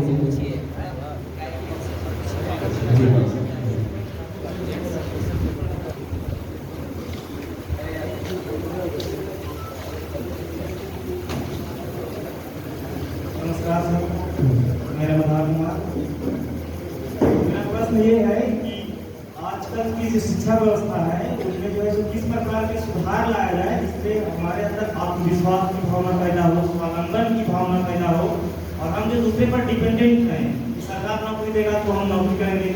मतलब हम इतना शिक्षा ग्रहण कर लिए हैं, उसके बाद भी जो है सो दर दर भटकना पड़ रहा है। डिग्री बड़ा डिग्री लेके भी फांसी लगाने की नौबत आ रही है। तो इन समस्याओं का निपटारा हम कैसे करें, इस पर कुछ सुझाव दीजिए। भाई आपका क्वेश्चन बहुत अच्छा है, लेकिन ये क्वेश्चन सरकार से पूछी जाती तो अच्छा रहता है। एनीवे, देखिए हमारा दुर्भाग्य रहा कि एजुकेशन पॉलिसी अंग्रेजों के समय लाया गया था और उसमें कभी कुछ परिवर्तन नहीं है। और अंग्रेजों का मकसद था पढ़ा लिखा एक क्लर्क हमें बनाना है, नौकर बनाना, पढ़ा लिखा आदमी जो हमारा काम कर सकता है। और उसी ढांचे पे हम लोग अभी तक चल रहे हैं। तो पढ़ा लिखा बेरोजगार हम लोग पैदा कर रहे हैं। अगर हम ग्रेजुएट हो जाते हैं तो ग्रेजुएट के बाद अगर कुछ लेबर का काम करने के लिए बोले तो वो नहीं कर सकते हैं, क्योंकि हमें ईगो आ जाता है कि यार ग्रेजुएट हो गए। अगर प्लम्बर का काम करने के लिए बोला जाए तो हम शर्माते हैं। लेकिन सच पूछा जाए तो ये हमारी कमजोरी है। अब यूरोपियन कंट्री में देखेंगे, बहुत पढ़े लिखे लोग, अच्छे परिवार वाले लोग छोटा मोटा काम भी करते हैं, वेटर का काम करते हैं, लोग वेटर का भी काम करते हैं यार, डिलीवरी बॉय का भी काम करते हैं। इवन इंडिया के बहुत सारे लोग जो बाहर में जाकर के पढ़ाई कर रहे हैं, विदेश में पढ़ाई कर रहे हैं, वो लोग अपना जरूरत का पूर्ति करने के लिए छोटा मोटा काम भी लोग करते हैं। तो हमें यार ईगो हो जाता है कि हम ये काम नहीं कर सकते हैं। जाकर रोज अगर आप पढ़े, क्योंकि आप एजुकेशन लाइन में हैं तो आप ट्यूशन पढ़ा सकते हैं, ठीक है, कम पैसा नहीं देगा लेकिन हमारा जरूरत तो पूर्ति हो सकती है। लेकिन हम तो भैया बैठे रहते हैं, तो अच्छा नौकरी चाहिए। तो ये तो आपको मैं पहले बताया था कि हमें हर चीज़ की कीमत चुकानी पड़ेगी। हम जिस चीज़ को हासिल करना चाहते हैं उसके लिए आप तैयार हैं। जी सर, तो हमें बचपन से ही क्यों सिखाया जाता है कि ईगो वाले पढ़ने वाले बच्चे छोटा काम नहीं कर सकते, ये काम छोटा है ये बड़ा है? उनको उन चरित्रों के बारे में क्यों नहीं बताया जाता कि रामायण महाभारत में राम तो राजा थे लेकिन बर्मन भटके ना, पांडव भी थे, हाँ। थे, हाँ तो वो भी बचपन भटके। हाँ उसके बाद जो है सो अपना व्यक्तित्व का विकास के युद्ध लड़े जीते, हाँ। और बाकी उच्चतम शिखर पर पहुंचे।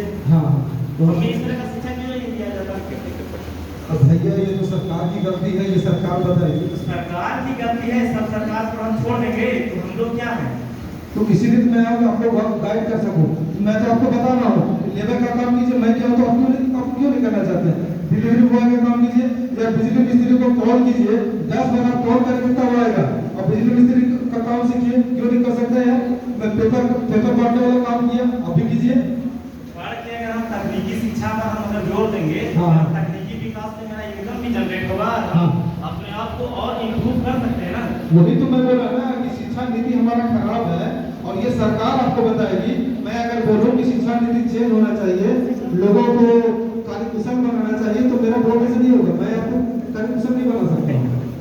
और जो है सरकार में प्रत्येक नीति को अच्छा से सुनते नहीं है, तो शिक्षक को काम है ना कि जागरूक करना बच्चों को कि सिर्फ सरकार की नीतियाँ ही नहीं, कि हम लोग जो है सो अपने आप स्वावलंबन पर डेवलप कर सके, ताकि जो है सो ये नहीं कि पढ़ लिख गया तो ये काम नहीं कर सकता, ये काम। शिक्षक भैया, शिक्षक आपको रास्ता बताता है, चलना आपको पड़ेगा। पाँव में आपके कांटे गड़ेंगे, आपको दर्द होगा, ये आपको झेलना पड़ेगा। टीचर कभी कुछ नहीं करते हैं, आपको केवल गाइड करते हैं।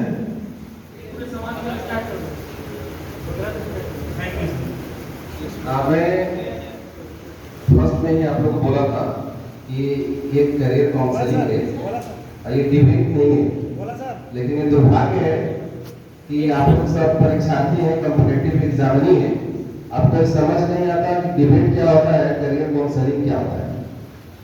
आप अपने करियर के रिगार्डिंग क्वेश्चन कीजिए, आपको सेटिस्फाइड किया जाएगा। ओके, चतरा पहली बार हो रहा ना करियर काउंसलिंग। मैं 11th साइंस का छात्र हूँ, SS+2 हाई स्कूल में। इससे मेरा सवाल ये है कि मैं अपना लाइफ में इंडियन एयरफोर्स ज्वाइन करना चाहता हूँ, तो मुझे 12th के बाद क्या करना है, इसके आगे का प्रोसेस क्या है, ये कृपया बताएं। और हम अपने गोल के प्रति मोटिवेट कैसे रह सकते हैं? बहुत बढ़िया सवाल है आपका।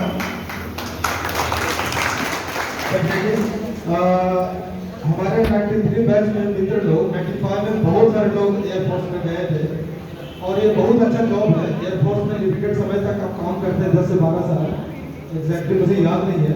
उसके बाद आपको अपॉर्चुनिटी मिलता है अलग अलग डिपार्टमेंट में काम करने का, वहाँ भी वैकेंसी होती है। तो इसके लिए कॉमन एग्जामिनेशन होता है एयरफोर्स के लिए, वो आपको क्वालिफाई करना पड़ेगा।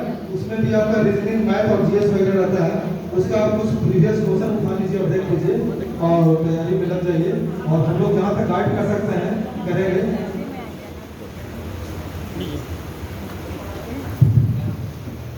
नमस्कार सर, मेरा नाम मनीष है और मेरा सवाल आपसे ये है सर कि मैं एक शिक्षक हूँ और मुझे सपना है कि मैं केंद्रीय विद्यालय शिक्षक बनूँ। तो जैसा पानी चल रही है, समय के साथ जो कंपटीशन बहुत हार्ड होता जा रहा है, तो केंद्रीय शिक्षा जो केंद्रीय विद्यालय होते हैं वहाँ पर जॉब इंटरव्यू होते हैं, उसके बहुत से चरण होते हैं सर। तो उन चरण क्या होते हैं, उसका एक्सपीरियंस क्या होता है, उसके बारे में माफी चाहता हूँ दोस्त, केंद्रीय विद्यालय का सिलेबस मुझे पता नहीं है। अगर यहाँ पे कोई एक्सपर्ट है, अगर बता सकते हैं तो बड़ी मेहरबानी होगी। केंद्रीय विद्यालय का जो एग्जाम होता है उसका सिलेबस या पैटर्न क्या है?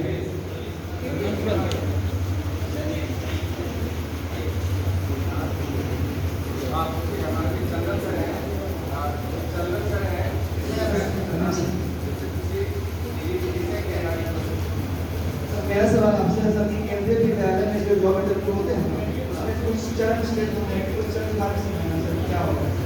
3-4 चरण जो होते हैं उसमें 2 ही चरण है। एक चरण है कि आपका सब्जेक्ट पहले क्या है, आपको पता है पहले मुझे इंग्लिश है। उसमें 3 तरह की है, पीआरटी की है, पीजीटी है और पीजीटी है। तो आप तैयारी किसका कर रहे हैं अभी और किसका करना चाह रहे हैं? पीजीटी। तो रिगार्डिंग जो पीजीटी की सिलेबस है, पहले तो जो उसका एग्जाम रिटन है आप वो क्वालिफाई कर लें। ऑन द उसकी वेबसाइट पे जाकर आप देख सकते हैं उसकी सिलेबस क्या है और आपकी तैयारी कहाँ तक है। सिलेबस के बाद अगर आप उसके मेरिट लिस्ट पे आते हैं तो उसके बाद उसकी इंटरव्यू होगी। बस 2 ही चरण है और आपका होपफुल भी चयन होगा। अगर आपकी सब्जेक्ट पे आपकी कमांडिंग अच्छा रहा हो और आपकी तैयारी अच्छा है तो बिल्कुल। और इसके रिगार्डिंग और कोई सवाल है आपका पूछ सकते हैं। नमस्कार सर, श्रीमान दिलीप सर से मैं बहुत चाहता हूँ। सर मैं भी टीचर हूँ, इंग्लिश टीचर हूँ और इसी स्कूल में पढ़ाता हूँ हम लोग साथ में सर। अच्छा। और मेरा सवाल ये है कि उसके रिगार्डिंग मैंने बीएड पीजी मैंने सारा इंग्लिश में कंप्लीट कर लिया है, तो यहाँ पे पढ़ा भी रहा हूँ, तो उससे 2.5 साल हो चुके हैं। और साथ में मैंने साथ में पीजीडी किया, post graduate diploma in translation. I हूँ कंप्लीटेड दिस। और सर मैं कहना चाहता हूँ कि एक जो अनुवादक का जो पोस्ट होता है ट्रांसलेटर का, जैसा कि आपने एक बार जिक्र किया कि बैंक्स वगैरह आते रहते हैं, तो रिसेंटली मैं कल भी एग्ज़ाम मेंस का दे करके आ रहा हूँ, रेलवे ट्रांसलेटर का मेंस का एग्ज़ाम है सर। तो एक एसएससी के द्वारा तो निकलता ही है वैकेंसी हर एक साल। अभी इस बार कोरोना को लेकर के डिले हो गया है और क्योंकि एज ए टीचर मतलब वो तो मुझे प्रोफेशन पसंद है, लेकिन इससे ज़्यादा मैं प्रेफर करना चाहता हूँ एज ए ट्रांसलेटर। तो जो बैंक्स वगैरह में जो वैकेंसीज आती हैं वो जल्दी पता नहीं चल पाती। तो अगर शायद अगर मैं क्योंकि आपके कॉन्टैक्ट में रहना चाहता हूँ, तो जो वैकेंसीज वगैरह आए तो मैंने बाकी जितने भी जो प्रोसीजर्स हैं वो तो मैं कर लूँगा और जो भी क्वालिफिकेशंस रिक्वायर्ड हैं वो मैंने पूरी कर ली है। बस एक हेल्प चाह रहे सर कि जो वैकेंसीज आती हैं वो मुझे पता चले, क्योंकि इधर पता नहीं चल पाता कि बैंक्स वगैरह में भी वैकेंसीज हैं। एसएससी के थ्रू निकलता है तो वो हो सकता है एंड जो साइट्स वगैरह में दिखते हैं तो वो तो हो जाता है, बट उसके बावजूद ये अगर वैकेंसीज आती हैं तो नहीं पता चलती। तो अगर मुझे पता चल जाए तो अच्छा। अगर आपके कॉन्टैक्ट पर है मिसाइल तो अगर आप मुझे इन्फॉर्म करें या फिर किसी तरह से मुझे नोटिफिकेशन मिल तो अच्छा रहेगा। अच्छा, ग्रेजुएशन में आपका ऑनर्स इंग्लिश रहा है? Yes sir, English honours master degree भी है। अच्छा, सब्सिडी में क्या रहा है? सब्सिडी हिंदी था सर। अच्छा, तो आपका बहुत अच्छा अपॉर्चुनिटी है। आप कभी एग्जाम दिए हैं? Yes sir, yes. Junior translator वाला एग्जीक्यूटिव। तो ये कल मैं मेंस का एग्जाम देके आ रहा हूँ सर, रेलवे ट्रांसलेटर। अच्छा। तो आपका प्रॉब्लम है कि बैंक का जो वैकेंसी है वो आपको पता नहीं चल पाता है। जी। तो मैं कोशिश करता हूँ किसी तरह से उपाय करने का कि आपको पता चल पाए। ये नहीं चूँकि आप स्टूडेंट हैं तो आपको अलर्ट करना पड़ेगा और मेरी तरफ से जो सहयोग होगा मैं सहयोग करूँगा निश्चित रूप से।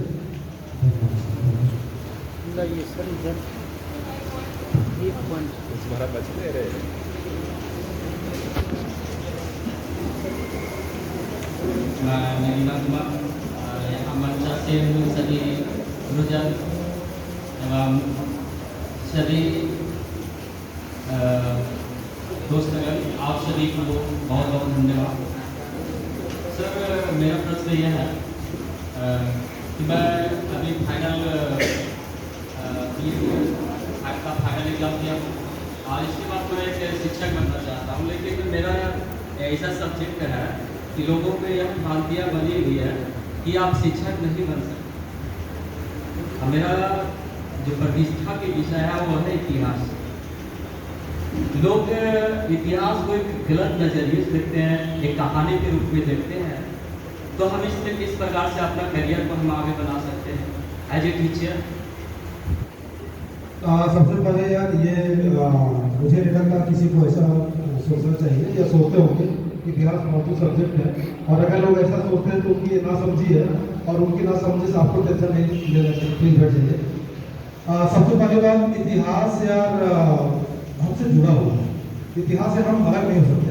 हम यहाँ तक कैसे पहुँचे हैं, विश्व यहाँ तक कैसे पहुँचा है, कैसे डेवलपमेंट हुआ है, रिलीजन कैसे आया, सोसाइटी कैसे आया, हम लोग का कास्टिज्म कैसे आया, ये सब यार इतिहास में है। और हम बोलते हैं कि इतिहास फालतू सब्जेक्ट है, ये नासमझी नहीं है तो क्या है, ऐसा बिल्कुल नहीं सोचना चाहिए। जो सोच रहे हो सोचने दीजिए। और जहाँ तक स्कोप का बात है यार, इतिहास में बहुत स्कोप है, हर एग्जाम में इतिहास पूछा जाता है। आप इतिहास से सिविल सर्विस का तैयारी कर सकते हैं। लोग बोलते हैं कि स्कोरिंग नहीं होता है, ऐसा नहीं है, इतिहास से बहुत सारे लोग पास कर रहे हैं। दूसरी बात, आप टीचिंग लाइन में भी आप जा सकते हैं, प्रोफेसर बन सकते हैं। इतिहास बहुत अच्छा सब्जेक्ट है। मुझे तो लगता है कि हर इंसान को इतिहास पढ़ना चाहिए। हम इतिहास पढ़ रहे हैं यानी हम अपना इतिहास पढ़ रहे हैं। ह्यूमन बीइंग यहाँ तक कैसे आया, कितना संघर्ष किया, वो सब उसी में पता चलता है। और अधिकतर देखते हैं कि जो बच्चे होते हैं इतिहास के प्रति जब भी शिक्षक आते हैं तो उनका एक टेस्ट नहीं होता है।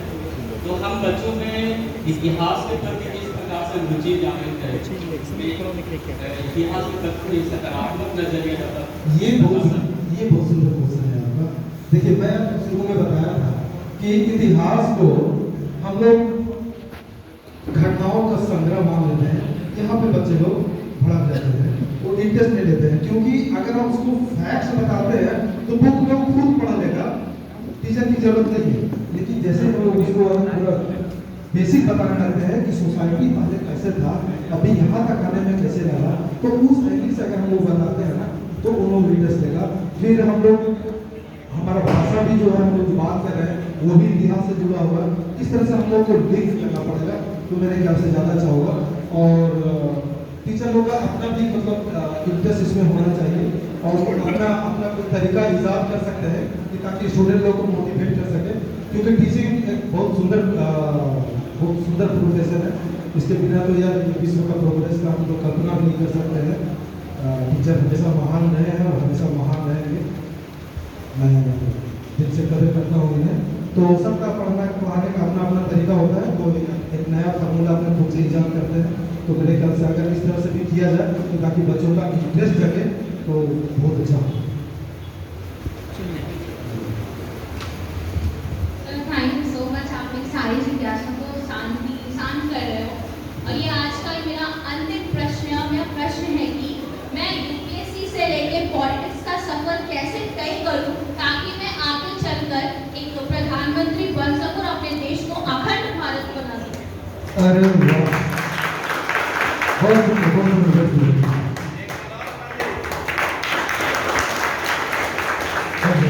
अरे ये तो हर इंसान का सपना होता है कि मैं तो काश हम प्रधानमंत्री बन जाए। और ये जो रास्ता है बहुत सुंदर रास्ता है कि आईएएस बन जाए, और आईएएस बनने के बाद फिर प्रधानमंत्री बने। वो एक फॉर्मूला, एक रास्ता है। देखिए, अगर हमें गया जाना है, तो एग्जाम्पल हमें गया जाना है तो बहुत सारे रूट है। हम लोग इधर से भी जा सकते हैं, उधर से भी जा सकते हैं, चौपारण होते हुए भी जा सकते हैं, बहुत सारे तरीके हैं। लेकिन एक होता है कि बहुत शॉर्टकट तरीका, पैदल भी आदमी जा सकता है। तो वो आपको सोचना पड़ेगा। आपका लक्ष्य आईएएस बनना नहीं है, आपका लक्ष्य है प्रधानमंत्री बनना। तो प्रधानमंत्री बनने के लिए सबसे पहले राज्यसभा का मेंबर बनना पड़ता है या लोकसभा का मेंबर बनना पड़ता है। तो उसके लिए आपको कैपेबल होना पड़ेगा, पब्लिक के बीच जाना पड़ेगा, अपना पकड़ बनाना पड़ेगा। आपको पब्लिक को बताना पड़ेगा कि हाँ, हम उस लायक हैं कि पहले आप मुझे एमपी चुनिए, आप मुझे राज्यसभा का एमपी बनने लायक हम हैं। उसके बाद जो जिस पार्टी से आप खड़े होंगे उन लोग आपको सिलेक्ट करेंगे कि हाँ मैडम प्रधानमंत्री लायक हैं, इनको प्रधानमंत्री के रूप में हम लोग चुनते हैं। तो पार्टी डिसाइड करती है। तो ये मतलब आईएएस बनना भी अलग चीज हो जाता है, प्रधानमंत्री बनना अलग चीज हो जाता है। लेकिन ये रास्ता एक है, आई एग्री।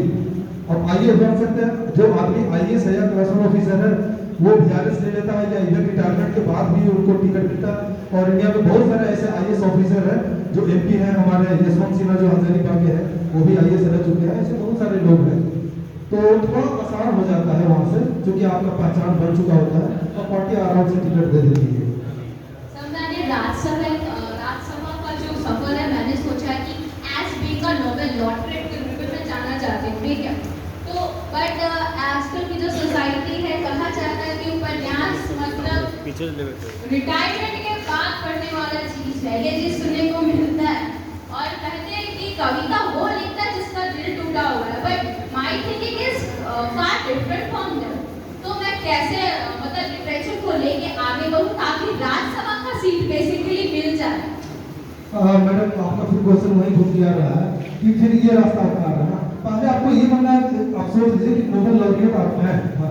तो पहले आप ये फोकस कर लीजिए कि नोबेल लॉरेट हमको बनना है। कौन क्या करे उससे मतलब नहीं, हमारे यहाँ बहुत सारे ऐसे लोग हैं, पूरा फेमस है, लोग बुक्स लिख रहे हैं, कविताएं लिख रहे हैं, आपका पहचान बन जाएगा और साथ में उस तरह का पब्लिक को पकड़ेगा तो विधानसभा का टिकट मिल जाएगा। तो जैसे अभी आप बताया कि आईएएस बनना चाहते हैं, उधर से जाना चाहते हैं, उधर क्यों बोल रहे हैं कि बनना चाहते हैं, तो first you have to decide which way you want. Already decided which way? from UPSC to politics, but I have a great interest in a literature too. So I also want to achieve a Bharat Ratna Nobel Prize also. Okay, then you select one literature subject that will be better, I think. Of course, English. That is very fine.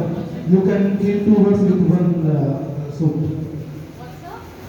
You can kill two birds with one sword. Okay. You can target your eyes also, as well as you can become a literature also, if you are having one language like English or Hindi, whatever. English. Best of luck. Thank you, sir.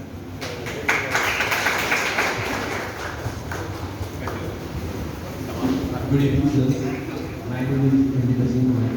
I am student of first year. Bachelor of Chemistry. अरे मुस्कुराइए आप। मेरा M है मैं एक medical officer बनूं और generally medical student लोग सबसे पहले पेपर करते हैं एमबीबीएस करने के लिए और कुछ लोग एमबीबीएस नहीं कर पाते हैं नीट का एग्जाम, उसके बाद कुछ बीएचएमएस में जाते हैं, कुछ बीएमएस में जाते हैं, कुछ एलटीएस बनते हैं। लेकिन मेरा कहना है हर फील्ड में एक ऊंचाई होती है, उसको प्राप्त करें। तो मैं एक फिजिशियन के साथ साथ मैं मेडिकल ऑफिसर बनना चाहता हूँ। उसके लिए मैं दोनों को प्रैक्टिस विद स्टडी को कैसे मैनेज करूँ, मेडिकल ऑफिसर का एग्जाम को मैं ट्राई करूँ, वो एक यूपीएससी लेवल का एग्जाम होता है। मेरा क्वेश्चन ये है। सबसे पहले आपको क्वेश्चन का आंसर दे रहा हूँ। साथियों मैं बहुत बार अनुभव किया हूँ, लोग ना हिंदी में बोलने में थोड़ा अनकंफर्टेबल फील करते हैं, या उन्हें थोड़ा लगता है कि भाषा अगर इंग्लिश में बोले तो शायद ज़्यादा इंप्रेसिव होगा। तो ऐसा नहीं है यार, इंग्लिश हमारा भाषा नहीं, हमारा विदेशी भाषा है। अगर कोई अमेरिकन या कोई इंग्लिश में अगर हिंदी में बोले, इंग्लिश में बोले, उसको शर्म आए, तो मतलब इससे बड़ी शर्म वाली बात क्या हो सकती है यार। और हम हिंदी में जितना बढ़िया से एक्सप्रेस कर सकते हैं, इंग्लिश में नहीं कर सकते यार। जैसे अचानक से किसी को गुस्सा आता है, कुछ बोलता है, कोई कितना ही इंग्लिश बढ़िया रूप से बोल सकता है, तो शायद मतलब वो नहीं आ पाएगा। तो हिंदी इंग्लिश बोलने बिल्कुल न शर्माए, हिंदी में बात करें। इंग्लिश का सिर्फ यही महत्व है कि जैसे खाने में एक नमक या फिर आपके पर्सनालिटी में आपका कपड़ा थोड़ा सा आपका कर देता, ऐड ऑन कर देता, बस वही चीज है। ये बहुत इंपॉर्टेंट नहीं है। और वैसे जगह जहाँ इंग्लिश की निश्चित रूप से जरूरत है, वो हम बोल सकते हैं या हम लोग हिंदी में बात कर सकते हैं। तो आपका सब्जेक्ट था कि आप एमबीबीएस करना चाह रहे हैं, आप एक स्पेशलिस्ट बनना चाहते हैं, चाहे डेंटिस्ट हो जो भी हो। तो आप देख लीजिए कि आपका इंटरेस्ट इसमें बहुत अच्छा है और सचमुच आप डॉक्टर बनना चाहते हैं। कहीं ऐसा ना हो कि आप उस क्षेत्र में आगे बढ़े और फिर बैक कर जाए, पैसा भी बर्बाद हो और समय भी बर्बाद हो। मेरे ऑफिस में एक सीनियर है, उनका टाइटल डॉक्टर गौरव कुमार है।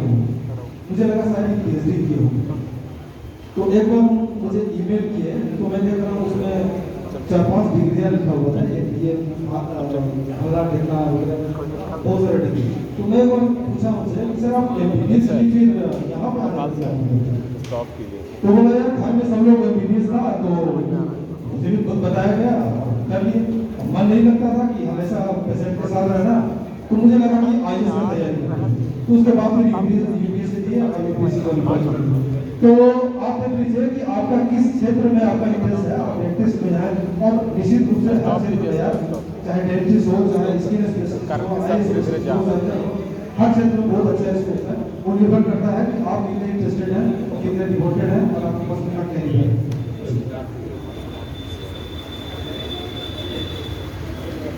गुड इवनिंग सर, मैं हरीश कुमार, मैं RSM कोचिंग के नाम से मैं कोचिंग चलाता हूँ और एक लोहा गड्ढा स्थान पे मैं कोचिंग चलाता हूँ और एक DC ऑफिस के पास। नियर डिस्ट्रिक्ट ऑफिस सहारा बैंक के जिसमें नीचे पढ़ाता हूँ मैं। सर यहाँ ISC के 11th के बच्चों को पढ़ाता हूँ, जबकि वहाँ पर 8, 9, 10 और कंपटीशन के लोगों को पढ़ा पाता हूँ। सर मेरा क्वालिफिकेशन अभी BSc फाइनल ईयर है और मैं कौन हूँ सर मैं ये पूछना चाहता हूँ कि बच्चों में वो जुनून तो भर पाते हैं जिससे बच्चे मोटिवेट पूरी तरह से हो पाते हैं। वो 1 साल लगे या 6 महीना बच्चे मेरे साथ रहते हैं या 1 साल रहते हैं, लेकिन उसमें हम बहुत अच्छे तरीके से वो जुनून बच्चों में भर पाते हैं और बच्चे उभरते हैं, गांव से निकलने का प्रयास भी करते हैं। लेकिन उस गांव में कुछ फेलियर लोग भी हैं जो आज भी फेलियर हैं और फेलियर रह करके दूसरों को आगे नहीं बढ़ने देते हैं। उस कंडीशन में हम कैसे उनके बच्चों को, बच्चे के माता पिता को किस तरीके से मोटिवेट करें कि उस बच्चों को आगे दूर तक, ऊंचाई तक जा पाए, उनके माता पिता को कैसे हम मोटिवेट करें। बच्चों में तो बच्चों को बहुत अच्छा से मोटिवेट कर पाते हैं, लेकिन कुछ पल के लिए कुछ बहुत दूर तक सफर नहीं कर पाते हैं वो बच्चे, उनके माता पिता को कभी रह जाता है और वही माता पिता अभी के दौरान में नहीं कर पाओगे कि बच्चों को माता पिता कैसे वो अगर ब्लड भी पड़ गया जकरे बोल देते हैं शहर चल जाते हैं, कोई दिक्कत नहीं है हमको। यहाँ का ब्लड बैंक ढंग से संचालित नहीं हो रहा है मदन तो एक चीज तो समझ में आना चाहते हैं कि बच्चे के माता पिता में कैसे मोटिवेट ला सकें कि बच्चे को हम आगे बढ़ाएं। ज़्यादा से ज़्यादा खुद जाके देखते हैं, तो महीना होता है जाके देखे आ जाते हैं। आसमान में कुछ पक्षी उड़ रहे हैं, मान लीजिए यहाँ जाकर उसी की हजारीबाग में कम नहीं जा रही है, अभी भी हजारीबाग से फोन करता है हमें तो हजारीबाग छोड़ो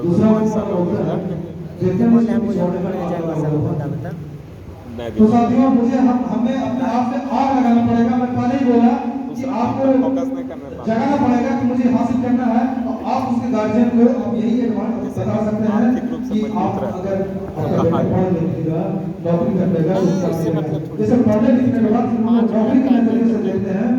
अगर इसका दूसरा फैसला कर लेते हैं तो हमारा सरकारी स्कीम कितना है बर्बाद कर